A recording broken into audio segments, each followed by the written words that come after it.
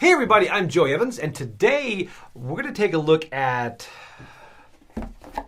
Intrepid. Yeah, this is a big game that's produced. When I saw the production of this, I was really excited. This is a space station. You are going to see if you can survive a disaster on a space station. So before we get into exactly, what I thought about it, let's see a quick overview about how it's played.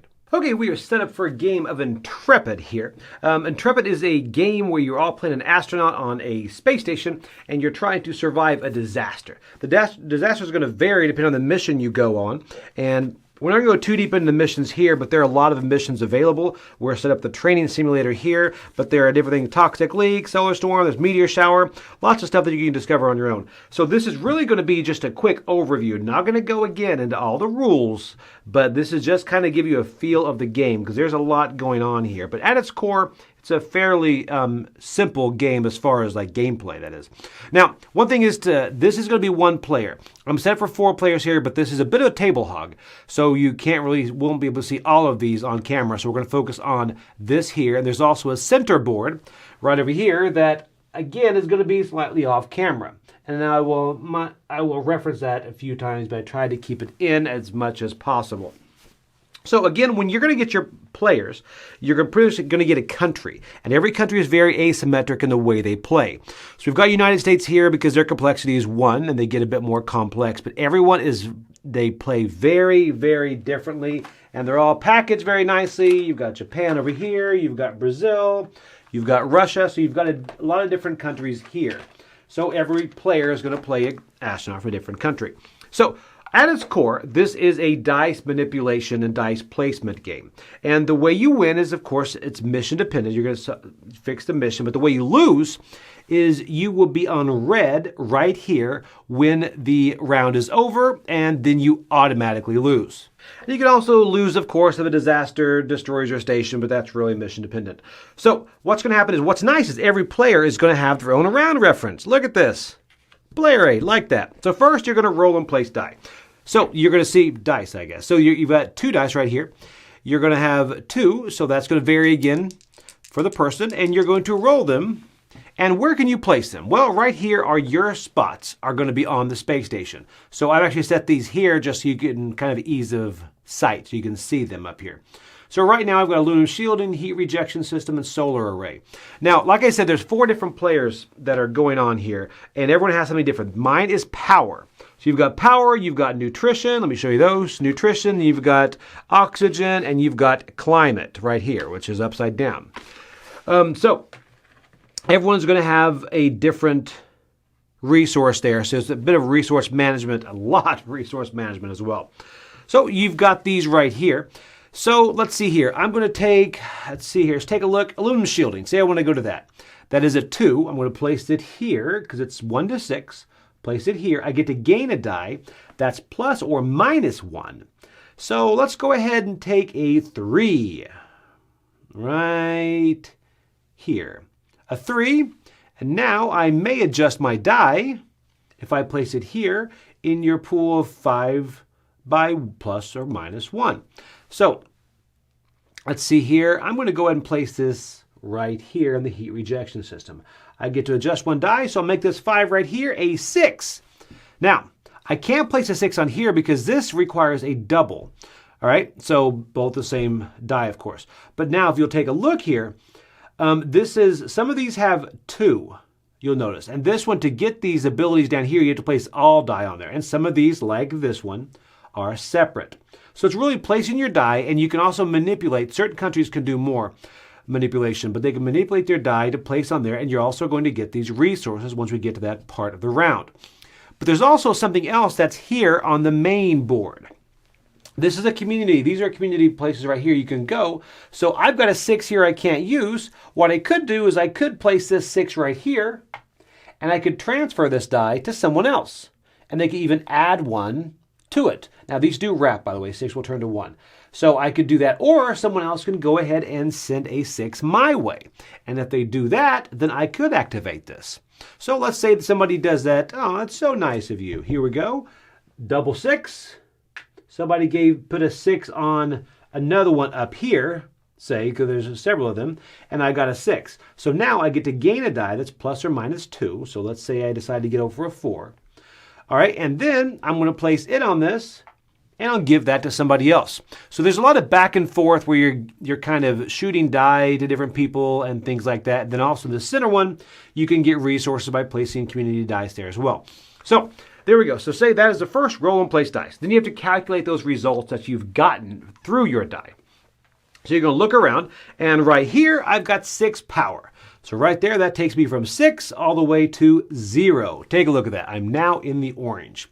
I've also had 4 plus 1, I've had 5 climate. So the person that has climate was going to move theirs up 5. Say someone else was nice enough to give me 4 power. Well, thank you so much. And now take a look at that. Now I am in the white. So I'm now out of the danger zone. So you're going to keep going. You're going to calculate all your resources, and you're going to go ahead and manipulate this. Now, one other thing you can place your die on are different missions. Some mission will take certain dice, but that's going to be, again, mission dependent. Won't go into that. But you can use your dice for missions. Then you're going to go to reuse your resources. And again, some missions have resource management and uses in there. But you're going to trigger different bonuses. These up here will give you different bonuses of different colors on the white track. And now you're going to see how much capacity you're going to get. And that's kind of the way you spend your currency in this. So you're going to look around, and anyone there that has the lowest, you're all going to drop down to that. So for example, say I'm at 4, but a couple people there are at 9. Well, we're all just going to get 4 capacity. So you're going to take that from 6 up to 10. Now again, if you're ever in red, you're going to lose, but then if you're in orange, you can use emergency supplies like this, go over 1, and then you'll be able to set anybody in orange is going to go up to 5. So you will then be at 5. So then resolve disasters, and disasters are again going to be on the different missions. For example, some of them might have you roll a die, and then all of a sudden a meteor comes through and hits everything in track 3. So you're going to drop one of these that can do different things to the tiles that are there. For example, you might get 1 less resources when activated, or they can actually have you fully disable different things so you cannot use them for the next round. So that's resolve disasters. And then you're going to spend this capacity. Now, what can you spend it on? Well, there's several things. Number 1, you can research. Research is this track up here. So it's 1 capacity per player. So there's 4 players, of course, that would be 4. And then you're going to move this up to 2. Now, as you get higher up here, the tier 2 are going to make different things available for you to purchase. Then before you get into all of this stuff here, you can also go ahead and get more die by moving this up. This would be 4 capacity, move it up, and next time you'll start with 3 dice. And then also, you can buy some of these amplify tokens. These amplify tokens will allow you to place them on different areas so you can get more resources if you actually activate those areas. And then you can also use your career badge, and these again are very different. You can switch these out. These come out, so you can use different things. Like this is crew commander here. I can give up to 3 capacity to somebody else if I want to. Then finally, you can buy one of these. Now this is where it gets interesting because you're going to buy these. These are the cost of capacity right here: 5, 5, 4, and 4. But that's not the only thing. They also have drain. So if I were to get this capillary evaporator here, it would cost me 5, so take me down from 10 to 5. But then also take a look, that's a 2 for drain. So whoever has that nutrition is going to have to adjust their drain down 2. So you're going to have communication on, is it okay if I buy this? Do you think you can overcome this next round? So if I were to buy this, I'd take it and I'd place it somewhere out here. So now that's available for me to use. Now say someone else did the same thing and they bought something that had -2 power. So the way you do that is I'm going to spin this. There we go. So now next time I am going to start at 8. So I have to make up more power to even get to the white area. And then you're going to reset the round, and then you're going to go through it again and keep going until you succeed or fail the mission. And that's a quick overview about how you play Intrepid. Okay, again, that's a very quick overview. I'm not covering all the rules, and a lot of the missions will kind of change the rules. There's a lot of little nuances, but that's pretty much what it is. It's a dice drafting and manipulation type of game. The one thing I'm going to start off, there's a lot of things I want to cover in this, so I'll try to get through them. One of them is the game is hard, very hard. Now I'm saying that, and I think we're at different places in our mind. So this is really hard. This is like, imagine how hard Ghost Stories is. Imagine you're playing Ghost Stories, and then someone comes in the room and hits you in the head with a hammer. That's pretty much where we're landing on Intrepid. It's a very, very difficult game. So that being said, it's a puzzle that you have to try to figure out. And because it's a co-op puzzle, there is a lot of discussion and player interaction where you're really trying to say, hey, could you have any of this? Could I give this? It's really a give and take, to the point to where things that you're going to do are going to negatively affect other players. So you have to kind of say, hey, are you going to be okay with that? Because if you do that, I won't be able to help you get more nutrition. Somebody else might say, well, I could probably help you do that. Because as you upgrade, it's going to be to the detriment of different players, which is a very odd puzzle to try to fix. Now, first off, component-wise, there are great components in this. That's one thing when you walk in, you go, wow, you look in, you're like, these look great. Even that little drain tile. The drain tile is really a neat little, not a gimmick because it actually works. It really is fun. A couple things about it though, it's a little bit too loose because that thing can spin back and forth and it goes in between the line. You're like, was that a -8 or -9? That happens. There's also no backing board. I wish there was a backing board on it because it tends to bow a little bit. But either way, the components in this and as far as like the way they fit in the box is great. There's also, because it's all discussion, it's next to impossible to alpha. You're not going to get one alpha that's going to make all the decisions because you are in control of your board and you can see what you can do. And no one else can really take note of what everyone's different, every single ability. So you really have to have that discussion, and it does get rid of the whole alpha problem. Another thing is, because it's so hard, is you can lose it quick or know you're going to lose very quick and then decide to run it back. The time on it, I think it says 90 minutes. And really, if you're surviving 90 minutes, you're doing pretty good. At the beginning, you're going to lose pretty quick and want to run it back and kind of wrap your head around it. Now, let's go into some of the negatives on this, and there are several. This one, there's a lot of math. This game is unforgiving. This game just brutally, time after time, destroys you. It almost reminds me of, it's like Empire's End style of thing, because every time, every round, something bad is happening. And the whole game, you're never winning, you're just treading water. I really think this is Intrepid, but it should have almost been like Apollo, the Apollo mission, trying to figure out using whatever you can to generate resources, which that really is what it felt like.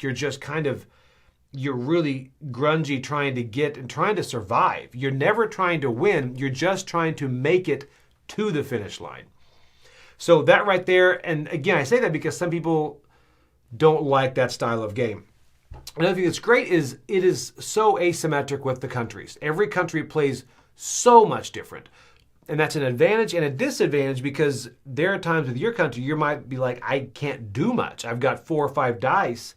And then someone else is going to have like a handful. And they really look like they have got that engine building quicker than anybody else. But there's a lot of countries you can go through, which does add to replayability. So really, where I come down on this comes down to the game works. It's an efficiency puzzle. It looks great on the table. But I didn't find it really fun. There's a lot of math in this. This really feels like you are just constantly working a spreadsheet. And now that being said, I found it intriguing. We ended up playing it 3 or 4 times in one night because everyone was like, okay, let's see if we can do this. So that is an intriguing puzzle. But for me, I don't know if that aspect is going to keep me going back to it. If you like that kind of really hardcore efficiency puzzle, then I think you're going to like it because this is produced really well.